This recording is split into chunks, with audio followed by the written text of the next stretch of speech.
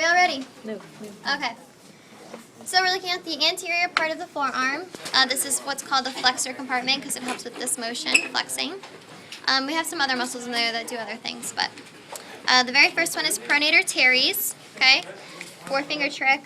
Pronator teres. This helps to pronate the forearm. The next one is flexor carpi radialis, running to or on the radial side. Okay, and it flexes the carpal region. Then we have palmaris longus, which is the most superficial here, running to the palm, palmaris longus. And then we have flexor carpi ulnaris, running on the ulnar side, flexing the wrist. On the posterior compartment, we have your extensors. So we just left flexor carpi ulnaris, and now we're going to see extensor carpi ulnaris, running on the ulnar side, extending the carpal region. The little itty-bitty guy right next to him, okay, is extensor digiti minimi, and you can follow him all the way up to the pinky. And then this big guy right here is extensor digitorum, and you can follow him to the other digits. He extends the digits. The last three guys right here, we have two extensor radialis muscles and then brachioradialis. This little one right here, the short one, is extensor carpi radialis brevis, meaning short, and then extensor carpi radialis longus. It's longer. And then again, this one coming from the brachium and going to the radius is brachioradialis. Looking deep to these muscles on the anterior compartment, if you guys notice, there's a muscle popping out between the tendons of palmaris longus and flexor carpi radialis. That is flexor digitorum superficialis. And when you pop this off, ouch, that's where he comes. Okay, this is flexor digitorum superficialis.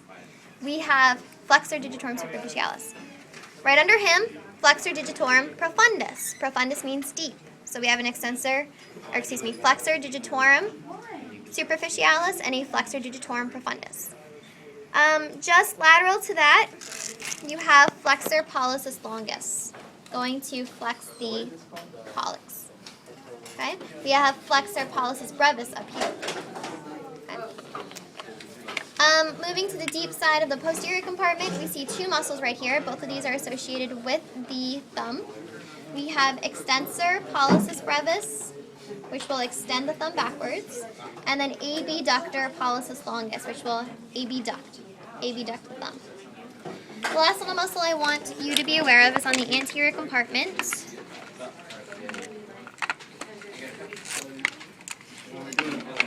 This muscle right here is your four-finger muscle. This is pronator teres. The muscle moving in the opposite direction is supinator.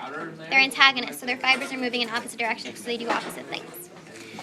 Looking at the hand, we have three groups. The first is the thenar group, which is the thumb.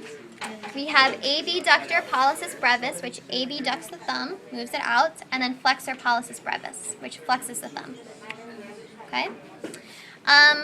We can't see our other muscles, so we're not worried about it. The mid-palmar group, we have adductor pollicis, which helps you adduct the thumb.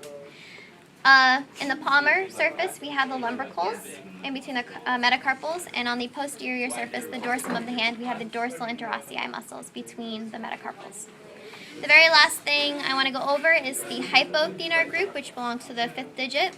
This is abductor digiti minimi, and then flexor digiti minimi brevis. Okay? And then this is, real quick, the flexor retinaculum in the anterior compartment because those flex. And then the posterior compartment is the extensor retinaculum because those guys extend. The end.